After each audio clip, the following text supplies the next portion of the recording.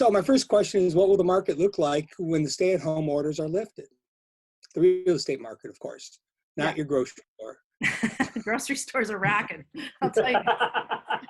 My dad sells pasta. He's smiling ear to ear. The real estate market, what I think is going to happen is, you got to look at 2008 and when the market crash happened, our economy was slowly, then suddenly, it exploded, it imploded.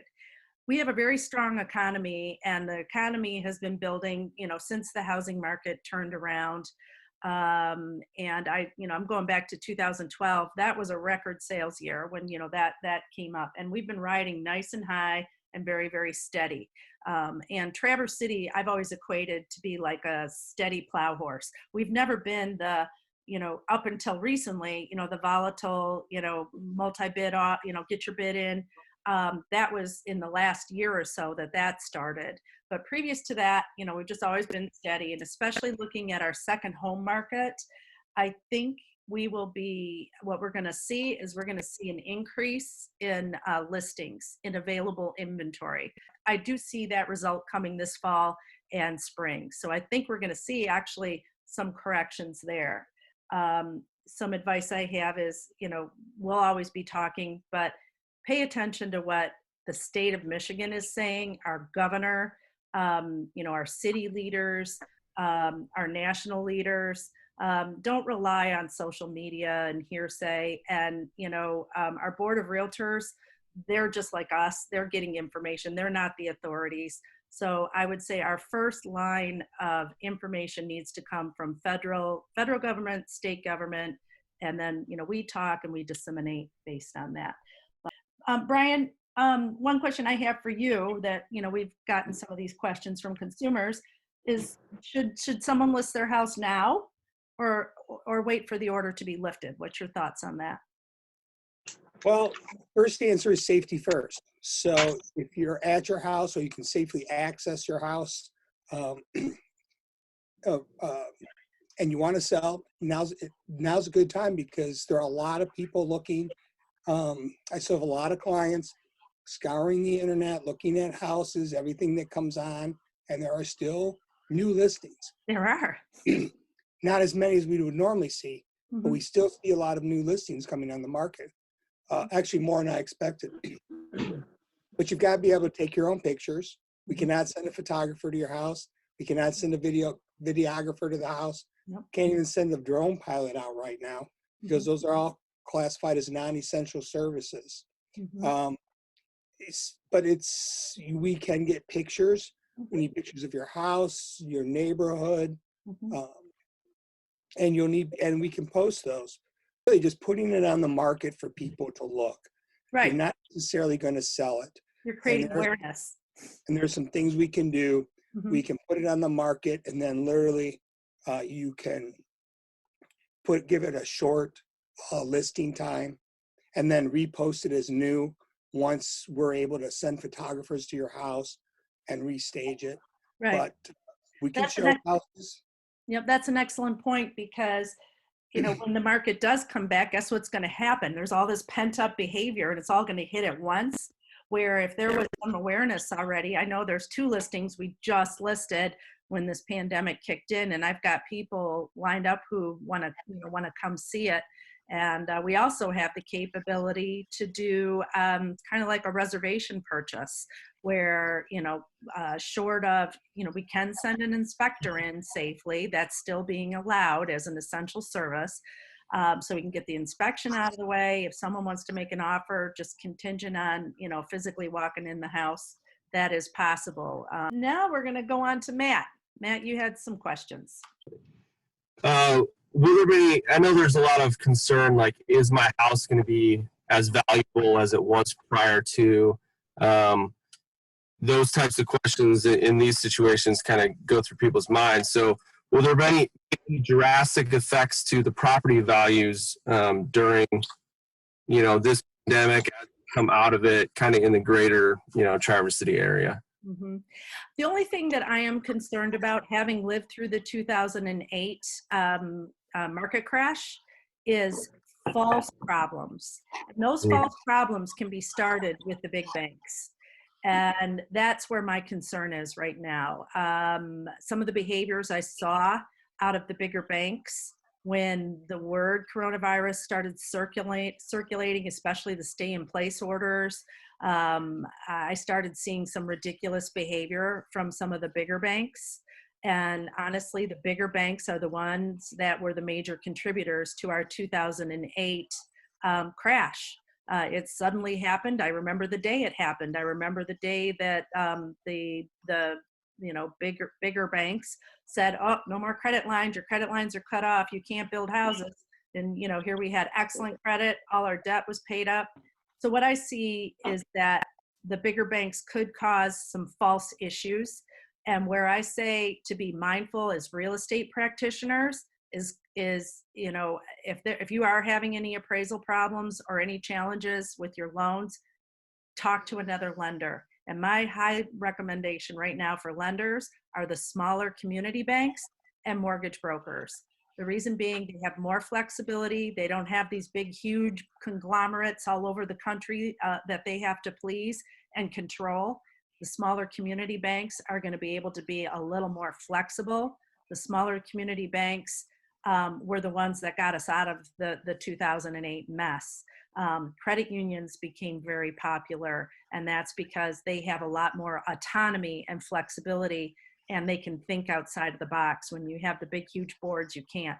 So my answer is it shouldn't, especially if we're looking at the end of April and May for us to be able to pop out of, like the little groundhog, and if we see our shadow, I think that day is going to come.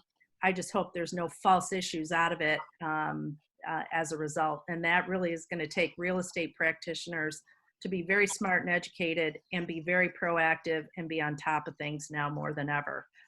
We have the ability to be mindful and get the word out when we're seeing this, where in 2008, social media wasn't as prevalent. We couldn't get the word out as well, but now we can. So I think false issues could come up and we can prevent those as professionals.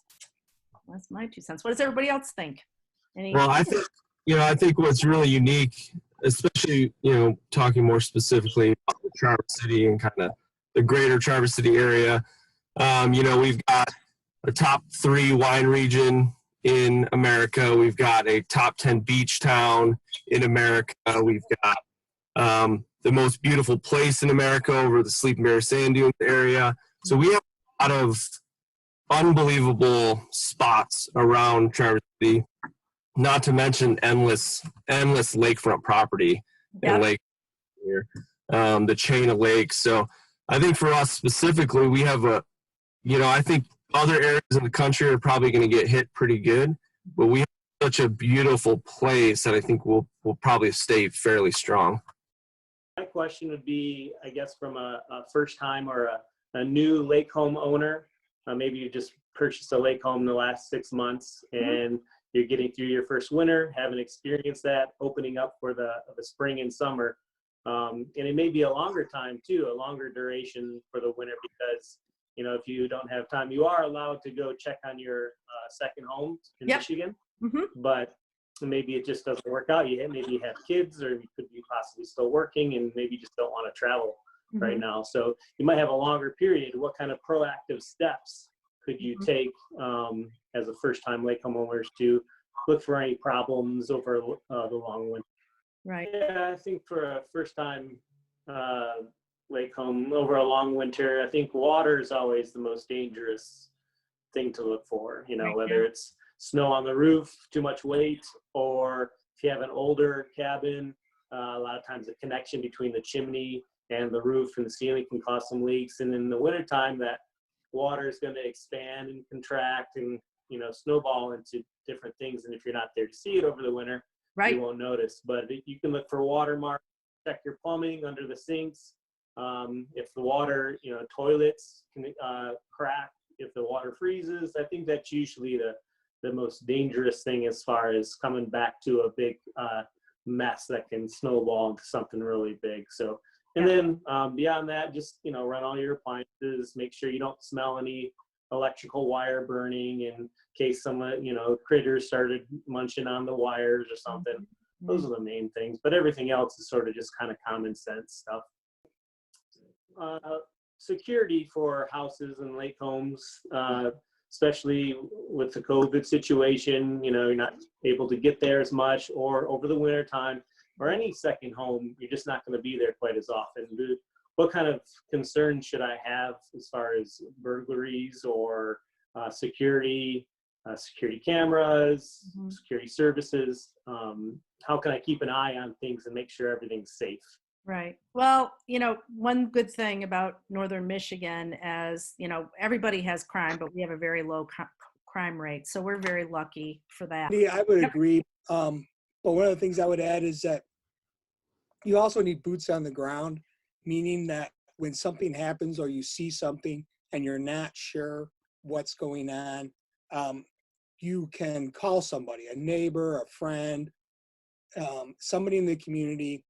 If there's a power outage, it needs to be reset. I do that for my brother-in-law who's gone all winter. I can't tell you how many times I've gone over to his house to check on things. So it's just a question of finding someone in the community, That's a good point. maybe your realtor, and see if they'll come over and back when you're unsure about one of the things that's being shown on your property. Yeah. One thing I really like about those Nest products too, when we're talking about people not being there for a long period of time, is, you know, maybe you want to go up in the winter, you just crank the heat up a little bit so you're not walking in a freezing cold house, or, you know, maybe you keep it low even during the summer or in the fall. You can control that easily. Or if it's, you know, like what was it last year, we had that Arctic, the polar vortex or whatever it was called, maybe it was last year or the year before. You can manage that from where you're at to make sure your house isn't going to freeze and have a lot of those issues too. So, I mean, those are great products to have. Yeah. Rentals. There is a serious shortage of rentals, high demand. I've got 2 rentals, and one is rented. The other one, the price, we're going to drop to $1,800 a month. It's a 3-bedroom, 2-bath. It's one of the Lone Tree condos.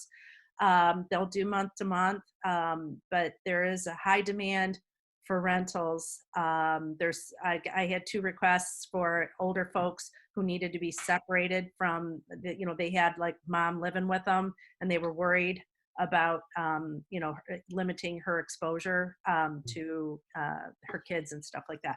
So if you have anybody that, you know, is thinking about rental or has an Airbnb, obviously, I think Airbnb is pretty much, you know, would you stay in an Airbnb right now? More than likely not. But if they can sanitize and do 30-day rentals or month to month, that can serve a huge need, because we had a shortage before this, and now it's a severe shortage. So, you know, we're all in this together, and balance is the key to life. So just achieve that balance and stay healthy. Okay. Oh, thank you for the beautiful sunset, Brian. That made my day. That means at Silver Lake. Oh, Silver Lake, one of your specialties. All right. Well, everybody stay safe, have fun, and enjoy life.